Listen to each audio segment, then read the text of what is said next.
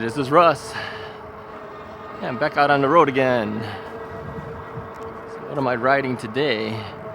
What do you think this is? It's the Area 13 Blackbird. Yeah, we haven't been on this bike in a long time too. Time to give it a little bit of a riding time. Yeah, this could very well be the biggest bike I have in the entire fleet of bikes. I'm not saying it's the most powerful, I'm not saying any of that, I'm just saying it's physically tall, it's big. Yeah, everyone that sees this bike can't believe how big this thing is. This is the 26-inch version of the Area 13 Blackbird. Sometimes I wonder if I should have went with that 24-inch version. But no, since it's so big, yeah, let's make it stand out. Nice and big. It's the way we like it. Now, my wife has been saying, get rid of that bike. She doesn't like this bike. And the reason she doesn't like it is because she thinks it's ugly. Yeah, she doesn't like it. She says it's too big and ugly. Hey, that's why we like it. Isn't that why guys like certain things sometimes? It's just big, monstrous looking things. Yeah, this thing is huge. I'm gonna have to pull over somewhere and show you what the bike looks like. Now, I'm actually riding it with the 52 volt, 20 amp hour unit pack power battery in the back. That's the triangle battery I typically use when I take out my Rad Rover 5. You know, I have a triangle battery there. I removed the original battery from that bike, and then I bought a second triangle battery so I could put it in the back rear rack. I figured, you know, if one dies, I could just pop another one in there, right?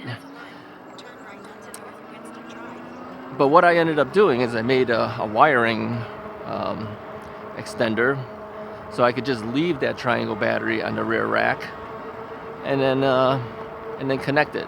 Yeah, I used some audio cable, monster cable. You guys know what that is? Like 12 gauge audio speaker wire. Yeah, it has some old monster cable. You know, an old monster cable way back in the day. I'm talking, this is stuff I've had since like 1980. Yeah, it kind of oxidizes. So, oh, hold on a second. Let me check this message here. Okay, I'm back.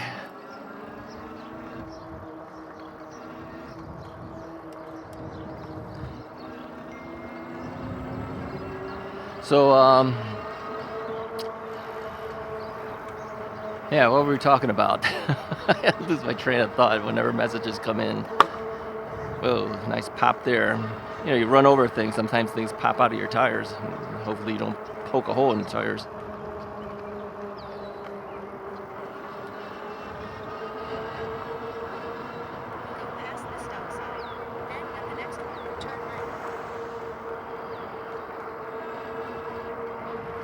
So yeah, I haven't ridden the Area 13 Blackbird in quite a while. And so I figured I'd better take it out. So yeah, so the triangle battery took me a while to figure out what we were talking about.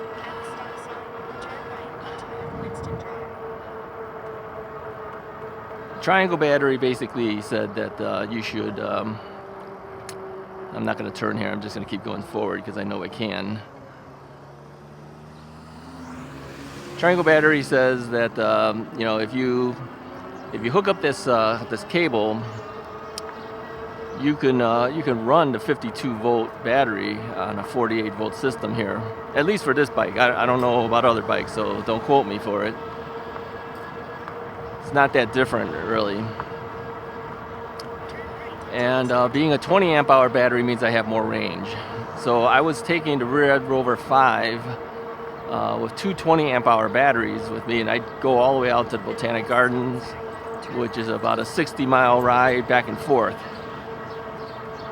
And I felt confident that I would be able to do it. I wouldn't have any problems with it. So I figured if I could do it on that bike, why can't I do it on this bike? So that's what I ended up doing. I actually put put that secondary triangle battery that I had on the rear rack of that bike onto the rear rack of this bike. And again, made another wiring harness. Now, the Area 13 uses XT60 connectors. I had already used XT90s to build the other one. So I had to make a little adapter to adapt the XT90 to the XT60. And that way I can use the same battery and the same connection thing on both bikes. You just put a little adapter cable in between. Now, if you look at it, you'll see, oh, there's wires hanging all over the place. Yeah, well, it's okay.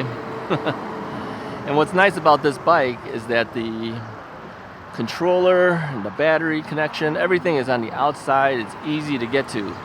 So when I saw that, I go, wow, I could immediately make this modification to make it work with this particular bike. So I'm running that battery right now. I do have the Area 13 battery. It's on the bike frame itself. And I figured, you know, if I do the entire 20 amp hour battery ride today, then I don't have to charge up 2 batteries. I'll just charge up the triangle battery. Now, typically, I've always said use your lowest power battery first, and then use your big battery, because you don't want to use the big battery, go all the way out somewhere, and then try to use your smaller power battery to get yourself all the way home. But we're not going that far today, so I figured I can do it.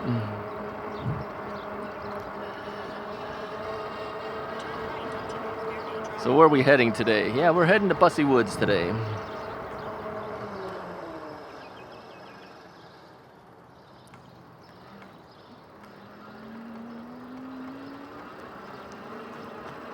Yeah, we're heading off to Busse Woods.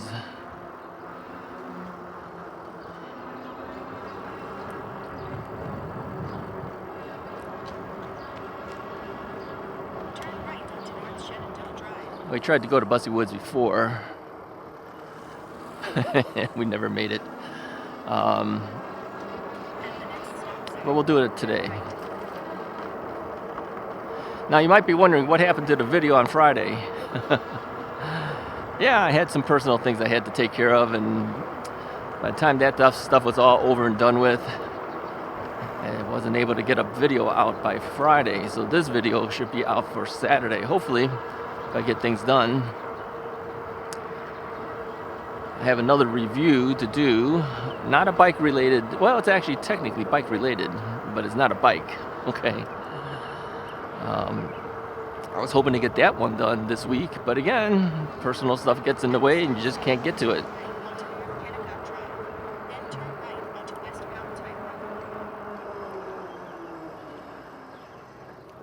So I will work on that today too, and hopefully by next week I will have that video out. Or I might actually put that video out on Saturday. If I can finish it fast enough, maybe I can put it out on Saturday and put this one out on Tuesday. We'll see how it goes. Yeah, we usually skip Sundays and Mondays. Those are the 2 days I get off. Of course, you might be thinking, well, you took Friday off too. Yeah, that's true. I did. All right, so the Area 13 Blackbird. Let's talk a little bit about this bike. This is a torque sensor bike.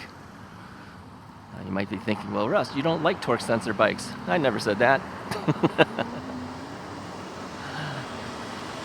Certain torque sensor bikes had a hard time for me. I didn't say I didn't like it. It's just harder for me. Well, this one has a throttle. So if I can't handle the torque sensor, I can always throttle it. But I've always been able to ride this bike with the torque sensor. Yeah, more so than I did on that the other bike, the Velotric. Yeah, we're gonna put that one up for sale. Yeah, anyone want the Velotric? Yeah, that would be a good bike for someone who wants a little bit of effort of pedaling. And because it's a class 1, and it's, I don't know, what is that thing? 36 pounds? Something like that. It's really lightweight. It's like a regular bike. Yeah, it's like a road bike almost. But it's got a torque sensor in there. So anyway, we'll put certain bikes up for sale soon. My wife has been saying, make it faster than soon, then even faster than soon. Yeah, she wants some of those bikes out of the house. It's kind of overgrown the house. Yeah. So, but that'll be one that's available. So if anyone wants that, contact me ASAP before I even, technically advertise it on here. But there'll be other bikes available too. So is the Area 13 Blackbird going away? I really don't want to. My wife would like me to. Anyone want the Area 13 Blackbird? If you do, let me know. I might make you a deal to move this bike on. But the thing is, there's so many good bikes that I have because I've been picking and choosing the bikes that I will review. And of course, this one was just given to me from Area 13. I did not request it. They offered it and said, hey, I'm going to send this to you. So yeah, and I kind of like the bike, yeah. But yeah, I do have too many though. That's the problem. You can't keep everything. And but I kind of felt like, they give you a bike, you should at least ride it around a bit. That's why I usually don't sell off any of the bikes as soon as I get it and do the review. I usually hang on to it, ride it around for at least a little bit. But I think the manufacturers know too, there's no way you can keep everything. Eventually, you will have to get rid of something because we've got too many. Now, that brings up the subject about all the lithium-ion batteries inside my house. Yep, every bike has a battery, and some of them have 2 batteries. So people have asked me, how are you storing these batteries? What are you doing special? I'm not doing anything special. I just keep it in the same room with the bikes. Of course, the bikes have spilled over into the living room and all sorts of places now. But the one room that I typically keep the bikes in, yeah, I kind of store the batteries in there too. So they ask, aren't you afraid of the battery fires? Now, recently there was an article talking about the battery fire that happened in New York. It seems to always happen in New York. Now, it's not the only place, but oh man, road construction, I don't want to go through this. Let's see if we can pass it up. Maybe there's another road I can take. Oh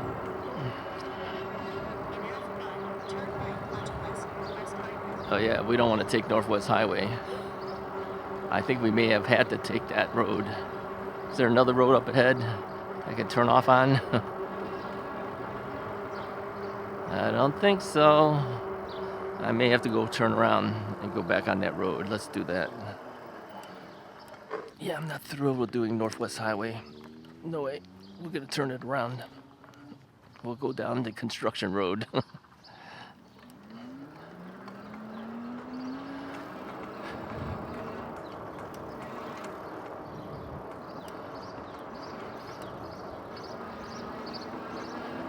So yeah,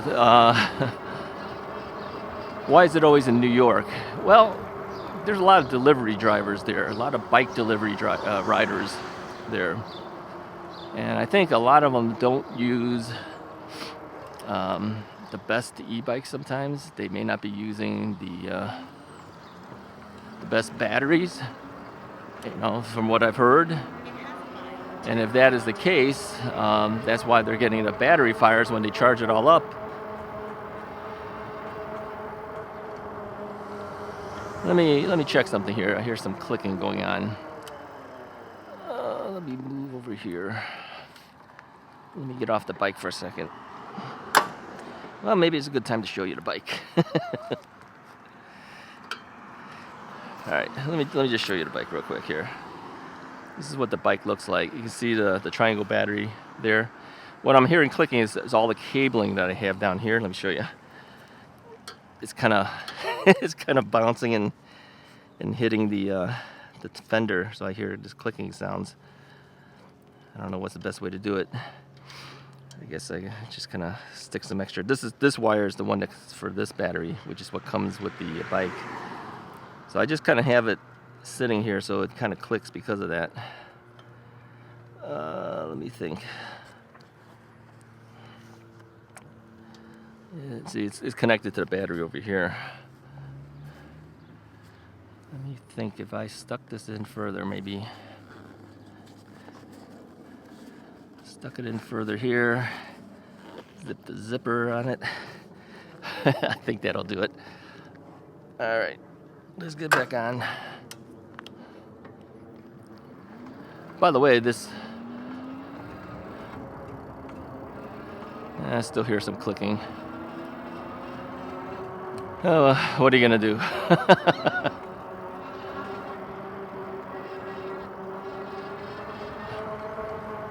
All right, well, whatever. I'll just live with it. So, let's see, where am I going? Okay, New Wilkie Road, it says. So the battery fires, it seems to happen a lot when they charge. So even though I have a lot of lithium-ion batteries in that room, I'm not charging it all in that room. I usually charge the battery where I am. So if I'm in the family room, I'll charge it in the family room. Even that might not be the safest thing to do either. A lot of people say it might be safer to charge it outside, but outside it gets kind of hot. Yeah, I don't want to do that. So maybe inside a battery, one of those battery bags, would that help it? I don't know. Maybe. I don't know. So anyway, so is it unsafe for me to have all these batteries? Well, it's not safe, obviously. Nothing is really safe when you got batteries hanging around. But I think a lot of the battery fires happen during charging. It's not from it just sitting. I mean, I don't think it's going to spontaneously combust. Okay, we got to turn here. Unless... in 3 miles, turn right onto Bell Place. Unless you store it poorly, like if you store it in someplace that's hot or something like that. But no, it's inside the room. It's inside the house. It's not going to be like that. So, but a good suggestion came in from Richard Kearney. He said that maybe it's a good idea to at least get some smoke detectors and put it in the room or any room that you have the batteries in. That's a good idea. Yeah, why not? Because if it does happen, at least the smoke thing will set off the alarm and you'll know it immediately. So yeah, maybe for you guys, if you're storing your e-bike somewhere, just buy a smoke detector. Those things aren't that expensive. I mean, it's not gonna save your bike from being burnt up or anything, but at least it'll save you maybe. So yeah, thank you for that suggestion. I appreciate that. But yeah, these e-bike fires are gaining a lot of attention now, and you know, everyone talks about the UL listing thing and the like, and we know that not all the manufacturers do the UL listing. So yeah, we just have to kind of live with it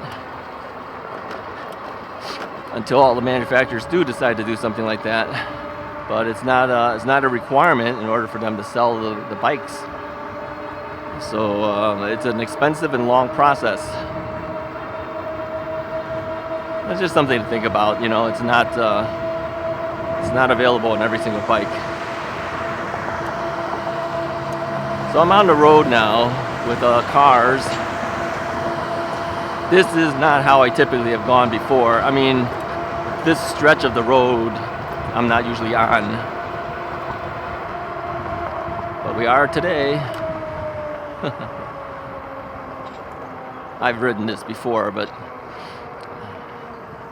Oh, by the way, for those who might have wondered, we are near Arlington Racetrack, which is no longer a racetrack. It got sold to the Chicago Bears. And then I've heard that the Bears are thinking of maybe going to Naperville. I don't know why they would talk about that, considering the fact that I think they bought this property, or at least they were in negotiations with it. They may be using that just as leverage, saying, hey, we're going to go to another town instead. I don't know. It's all politics, probably. So, yeah, Arlington Racetrack is to the right of me. Well, we'll be going into Rolling Meadows. Yeah, I don't know how that would work out if the Bears leave Chicago and end up coming to the suburbs instead. They've been talking about that for a while, I think. Anyway, back to the the battery fires. So I think if you buy decent bikes and you use the manufacturer's batteries, you don't go out and buy third-party batteries like I did on this bike, you have less of a chance of that happening. Now, people have said that the Unipack power batteries that I have are dangerous. Yeah, really? I don't know. Maybe. I haven't had a problem with it yet. But I also do know that sometimes people take this battery and then they run it in parallel with the other battery. I don't do that. I do one or the other. That's why I have those that connector cable. When one battery exhausts, I unplug it and I plug in the other battery. Now they say that that's less efficient.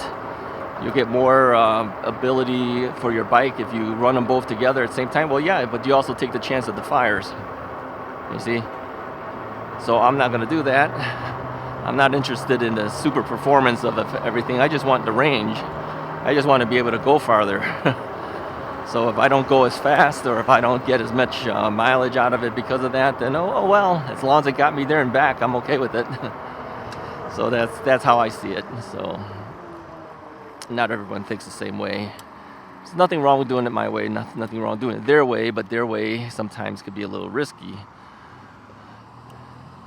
But of course, if you know what you're doing, then not so, obviously. But a lot of times people don't know what they're doing. I mean, if you don't know how to handle a soldering iron, you shouldn't be doing it, all right? So, because you're going to have to solder up connectors, and you want to make sure you don't have shorts or anything, because that'll cost you your life if you're not careful.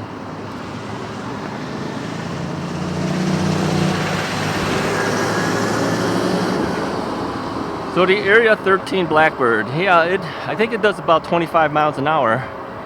Some have said it goes faster, but I think, well, let's open up here. Let's see where it goes. But I think I usually get about 25 miles an hour.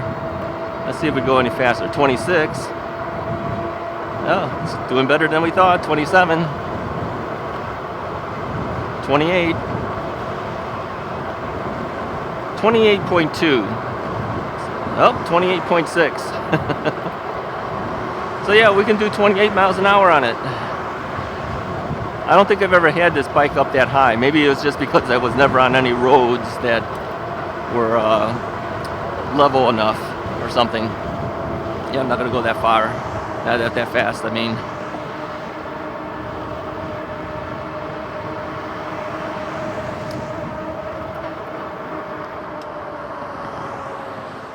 Yeah, I would not typically take this. I don't know why this suggested this. I think maybe, okay, I know what it was. I didn't ask for it to take me on bicycle routes. I think it's set up for cars. Yeah, I did not hit the bicycle thing. This is why I'm on this road. If you use Apple Maps, make sure, or even Google Maps, make sure you tell it you're on a bicycle, or it's going to send you to it's going to send you on roads like this, which is actually the main road. And people are going to work at this time. What time is it right now? 8:18 in the morning. So yeah, people are going to work. This is not the best road for me to be on. So we may have to do the 28 miles an hour just to compete with some traffic. I don't know who else, what is it, that said the same thing that I said, that maybe it was Citizen Cycle. Yeah, I think his most recent video, he talked about why you need a 40 mile per hour bike. Yeah, it's to compete with the traffic sometimes. It actually might be safer for you, and I think he's right in this sense. It actually might be safer for you to go faster just so that you're not like dragging behind in the traffic.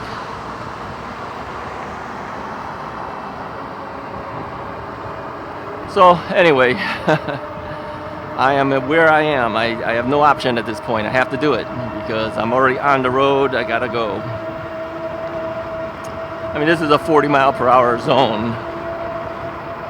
Even if I did the 28 miles per hour,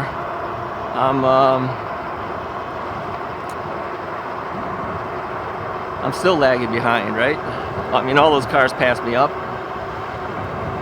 Oh, we hit 29. Yeah, so this bike can do it. I guess I never had a chance to open it up.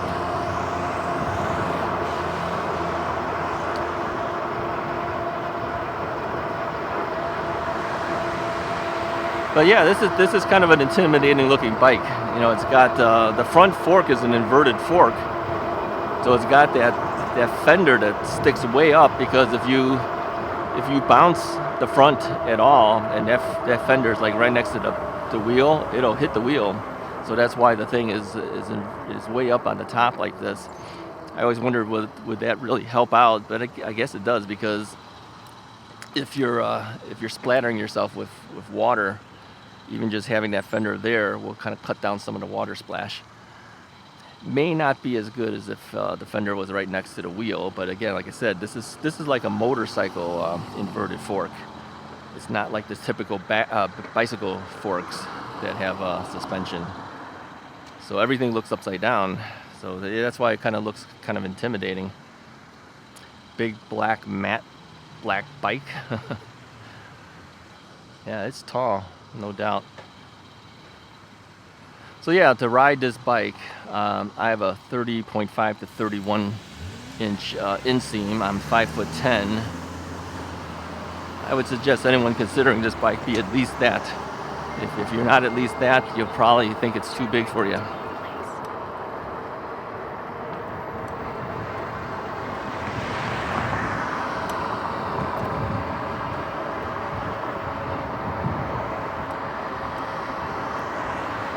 So yeah, I figured we'd do Busse Woods because it's been a while since I've been there. We've been doing just local streets for a while because I've had things to do and I couldn't go out too far. So yeah, so that's where we're headed.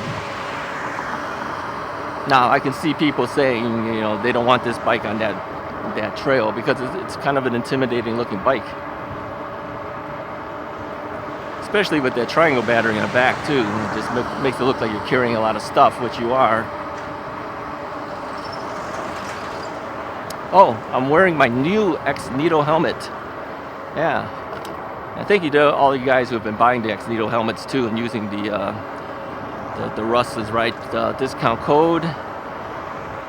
Saves you $15, and X-Nito recognizes that I'm doing some effort on their part. But you know, I don't mind doing it. I don't mind mentioning it because I like their product and I wear it all the time. So why do I have a new one? This is the same helmet as my old one. It's the Urbanite color. It's the gray color one. But yeah, I happened to send him what my head measurements were, and I came out to like 24 inches. 24 inches, and what would that be considered? Circumference? And he looked at that. He goes, "You're like right in the middle, or right in the edge of being large and extra large." They had sent me large. So he says, "How does that helmet fit you?" I go, "Well, it fits. It has always fit. It's not like it hasn't." But I did notice that, you know, during the winter, if I wanted to wear like a knit cap underneath, it was a little tight. Yeah. So he says, "Let me send you an extra large." In preparation for when the time where I actually have to wear a knit cap. Now they make an accessory. They make an accessory liner.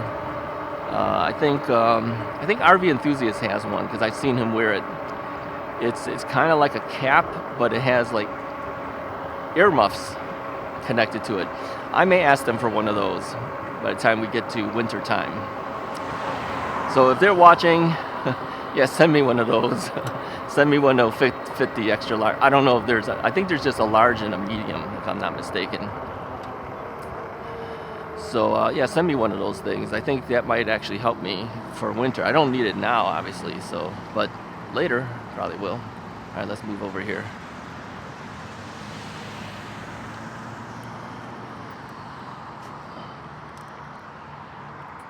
We'll wait our turn here. Reposition a little bit.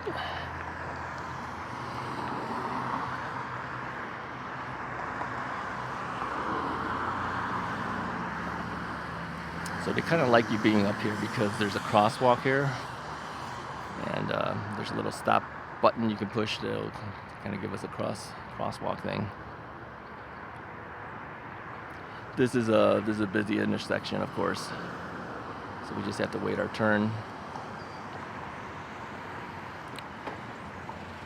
So yeah, if you guys are looking to get a helmet, Yeah, look at the Ex-Nito helmets.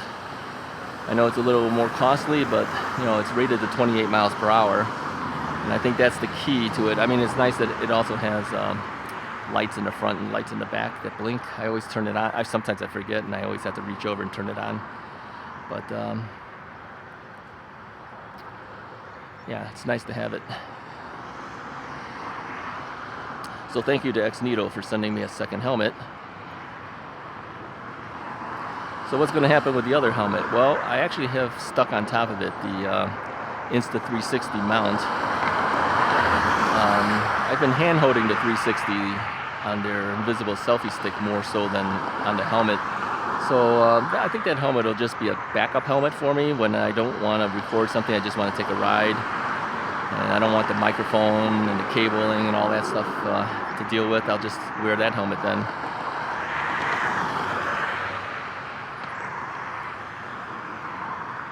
Okay, we should be close to, there we go. All right.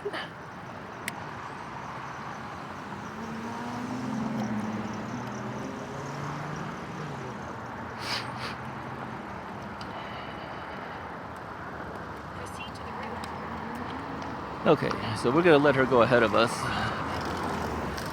I guess this guy's going to go ahead of us. We didn't even hear him coming. He didn't announce himself or anything. He's probably going to squeeze by her too and not announce it. Anyway, we are on our path going to the Busse Woods, so that's good. Oh, we're done with this thing. En route. Go. Save some battery. And we see the light blinking. That is the this light. This is actually a Magicycle external light that I use. I like using these external ones because they're bright. Although the Area 13 has a very bright light, but it doesn't blink. And I want a blinking one sometimes when I'm riding. I don't usually ride at night. I usually only ride during the daytime. And so I use the headlights just to let people know I'm coming. And I think the blinking ones kind of make it a little bit easier for people to see that.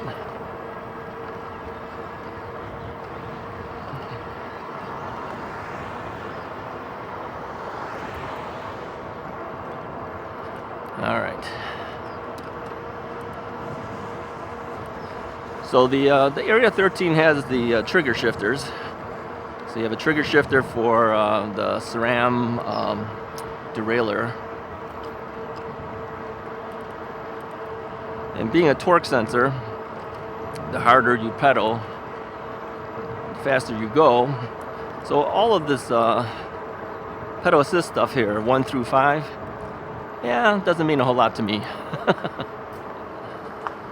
Because I'll never get it to go 28 miles an hour pedaling. I don't have enough strength in my legs to do it.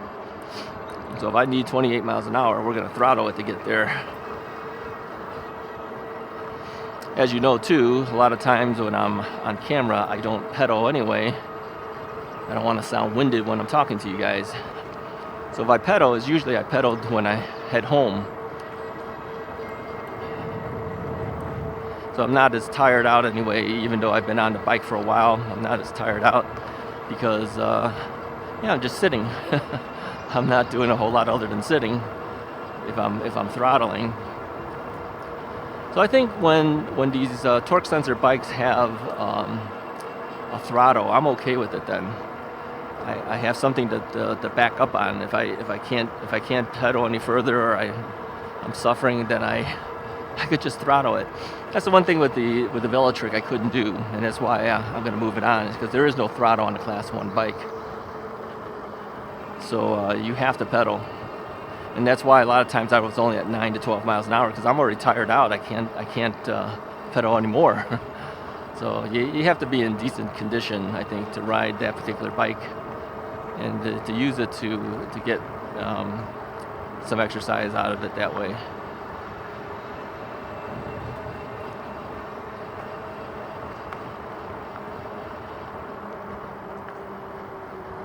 All right, so now I got a decision to make. When we get up to the circular path, which direction should we go in? We always turn right. I'm debating, should we go left this time? Maybe we should. We'll see where these guys go. If these guys take a right, and somehow I have a feeling they will, I'll go left.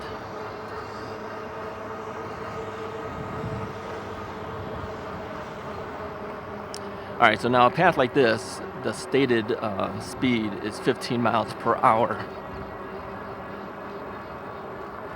Many of the people do go faster than that, though.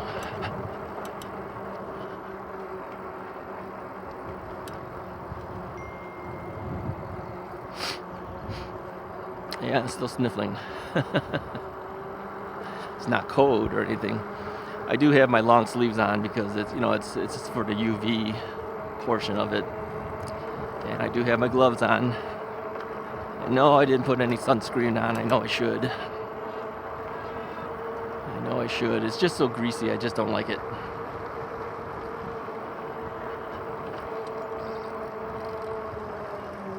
Sadly, I am getting darker and darker. Yeah, it's usually, the fingers, the fingertips are darker than what's underneath that glove. It looks kind of funny. It's kind of striped. I'm striped all over anyway. Like my shirts and stuff, you can see where the shirt line is, and my shorts. Yeah, you can see where the shorts are. The socks. I do wear ankle type socks. I don't wear the long socks. I figure, I don't know if you can see it here. I figure at least this way, no matter what socks I'm wearing, if it's anything taller than that, you'll never notice it. But anything shorter than that, you would notice a stripe, right? So that's why I use the smallest socks I can get my hands on. Bought them at Costco. Yeah, I do a lot of Costco shopping. Although lately, I will say this, since retiring, I have not done a lot of buying of anything at Costco other than food. Yeah. Okay, take that back. We did buy that $500 70-inch television. It was only $500. Everything has to be a value now, even my television. I mean, sure, it's the older version. I think it's like 3 years old or something, but it's a 4K TV. I never had a 4K. I had 1080p TVs. So to me, it's an upgrade. So, oh, you're missing out all the best stuff. Yeah, probably. It's okay. I don't need the best. I don't need the best for that. I'm okay with it. And thanks for all the suggestions from everybody of how to fix that up to get some better colors. Unfortunately, it doesn't allow me to do it. I do know how to do it. It grays out. It doesn't allow me to get in there. There's something in the settings. Maybe you have to have certain things on in order for you to access it or something. I don't know. Sorry about that. Bug was flying up against the microphone area again, so I had to push him out of the way. Yeah, I don't know. I don't know what it is that makes it gray out. But yeah, I know all those settings. I was able to do that on my other television, but not this one for some reason. Maybe it's only available in certain modes.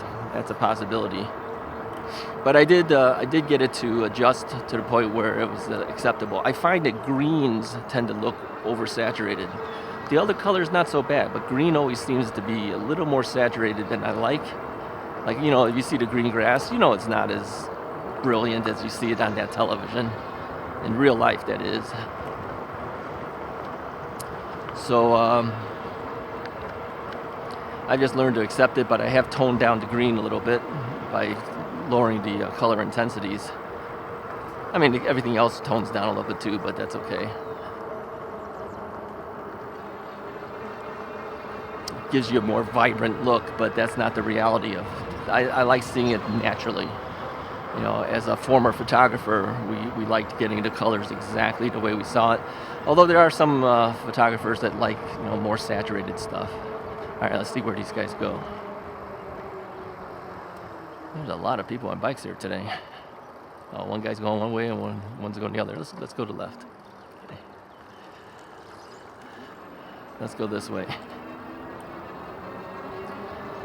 I think there's probably more people that take that right than take the left. I usually see less people coming this direction.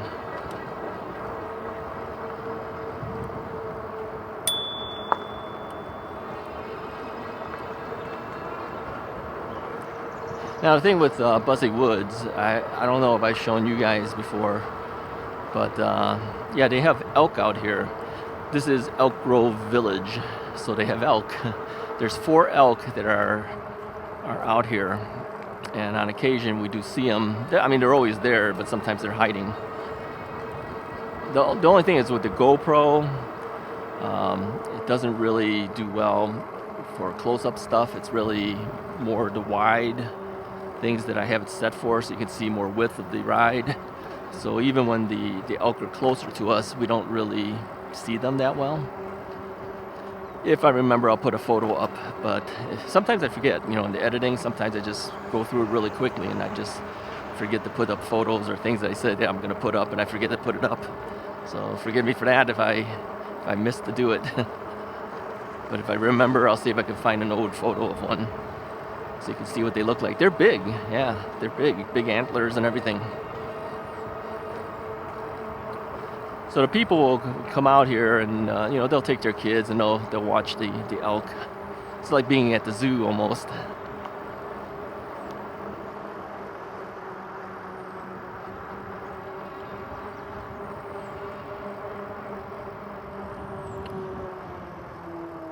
Yeah, early morning ride. The reason I did it early today is because it's gonna get hotter. This whole week has been like 72, 73.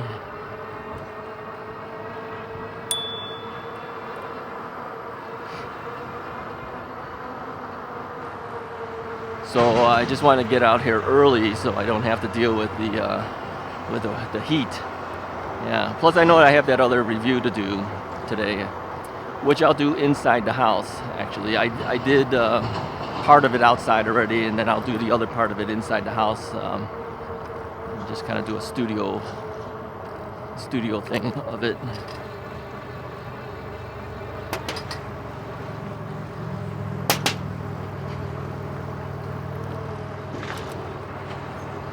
You know, the thing is, when you go out on Busse Woods, it's a commitment. It's a commitment of,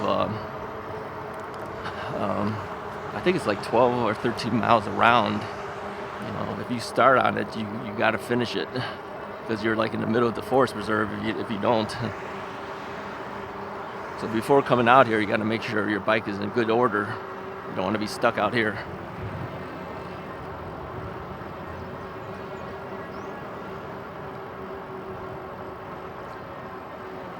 Alright, I think what I'll do is I'll take you guys up to the point of where we see the elk, if we can see them at all, and then we'll call it a day, and then I'll ride off on my own.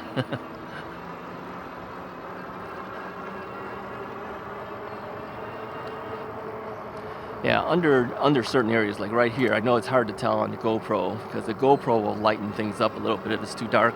It's a lot more shady underneath here. I mean, the sun doesn't cut through, so it's like the whole area is really dark. I do need a drink of water, but I think I'll take the drink of water when we get to the elk.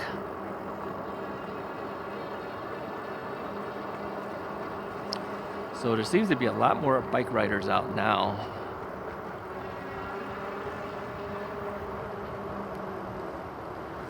See, now that person on the road bike is going really fast, coming towards us. But here's that posted thing that says trail speed is 15 miles per hour.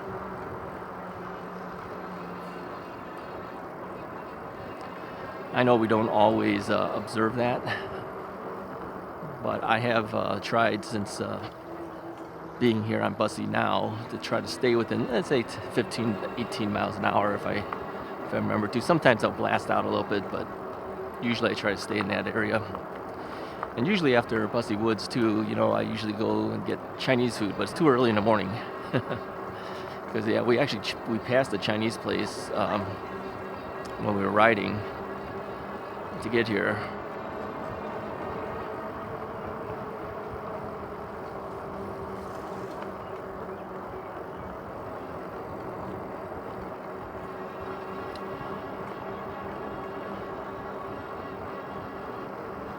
It's a nice ride in the morning, but there's a lot of people. Man, a lot more people than I thought. I think where these people should be going to work.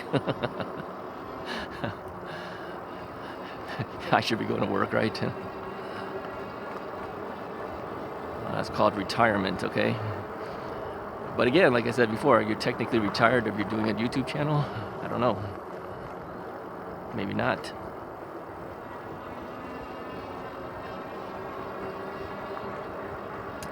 Anyway, so the Area 13 has a Bafang motor.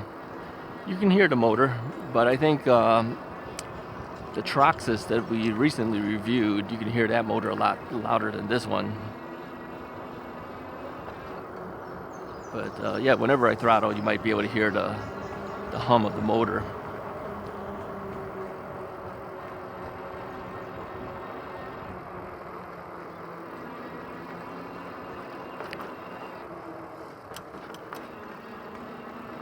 Yeah, it definitely feels different when you go in the opposite direction. Opposite direction of what you're usually doing.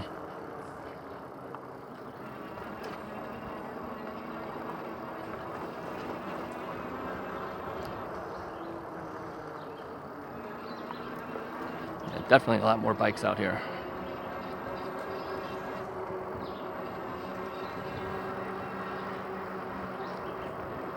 Maybe everyone does their early morning bike ride and then they head off to work. I don't know.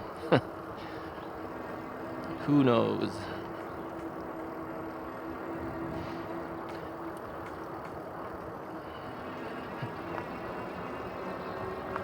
Yeah, it's farther than I thought. I thought the elk were closer than this. Apparently not.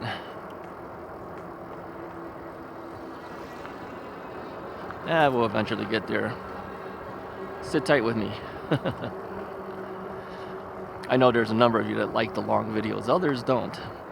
Others do not. Oh, I recently had someone on the senior video tell me to script out my my videos because I was wasting his time with all the dribble. Is that what you call it? Dribbling? Of just talking? No, if I'm writing, I'll just talk whatever I'm talking. I don't script that out. I kind of have an idea of what I might be talking about for that day, but I don't script out everything. He wanted me to script everything out. I said, if I had to script everything out, we wouldn't have daily rides. That'd be too much. Yeah, it's just a ride, you know, and then we happen to talk while we're riding, talk about whatever's on our mind at the time. I enjoy this format better. You know, rather than having to script things out.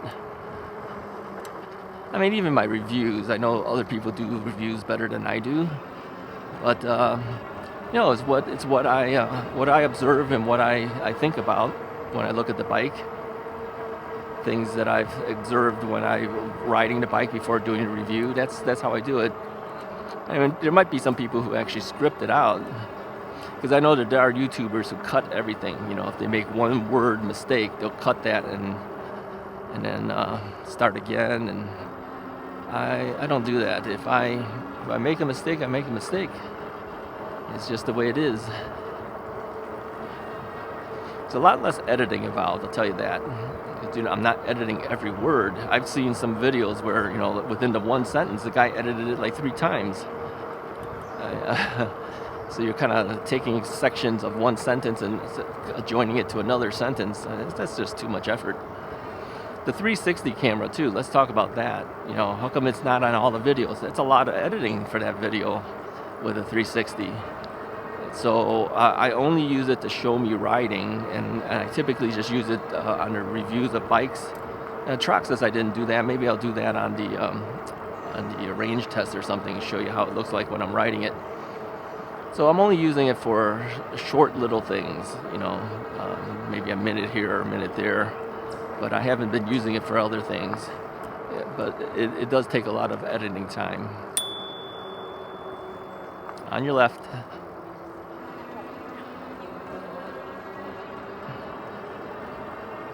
All right, so the elk is farther than I thought it was. There's a lot of downed trees in here, I noticed. So you have to kind of wonder if the tree falls, you hope it doesn't fall on you. I've heard of where trees have fallen on people.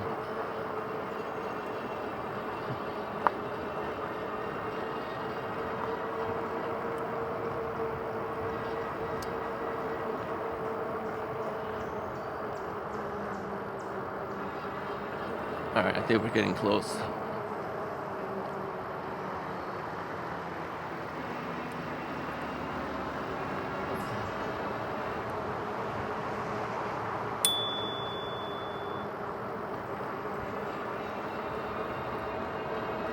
Yeah, we're getting close. We are getting close.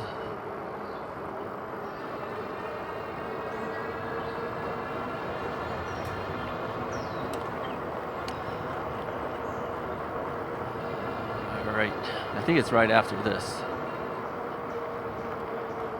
Yes, it is. All right, so I'm gonna keep my eyes open and see if I can see some elk. If they're close, you'll be able to see them. If they're a little bit farther, I don't think the GoPro is going to pick it up too well.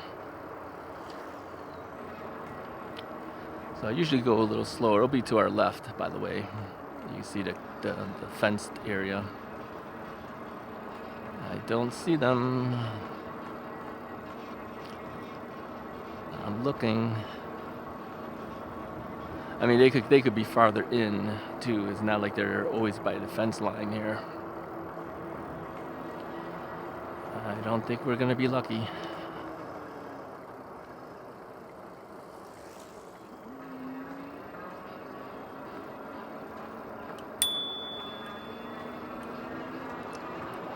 Yep, I don't think we're gonna be lucky. I don't think they're anywhere close around here.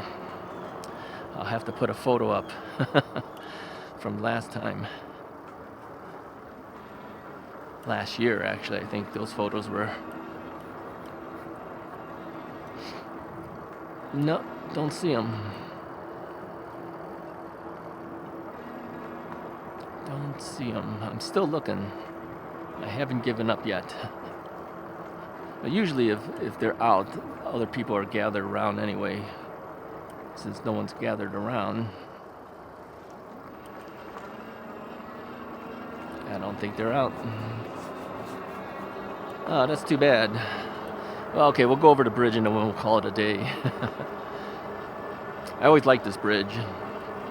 I remember being on the street below, seeing that bridge above me. I said, one day I'm going to go up on that bridge. And of course, you know, with the bad knee and everything, I wasn't able to do it. But once I bought the bike, I says, yeah, we're going to take that e-bike out there, go over the top of this bridge. All right, anyways, I appreciate you guys watching all the way up to the end. Sorry that we didn't have live elk. And yeah, we're very close to 15,000. I looked this morning, I think we're only shy by maybe 20 people, maybe? Something like that, in that range. And then we'll hit 15,000. Maybe by the time we watch this video, we'll be at the 15,000 mark. Anyways, if you like the video, hit the like button, hit the subscribe button. If you haven't already done so, push me over the top of the 15,000 mark. We're heading towards 20,000. I'll talk to you guys next time.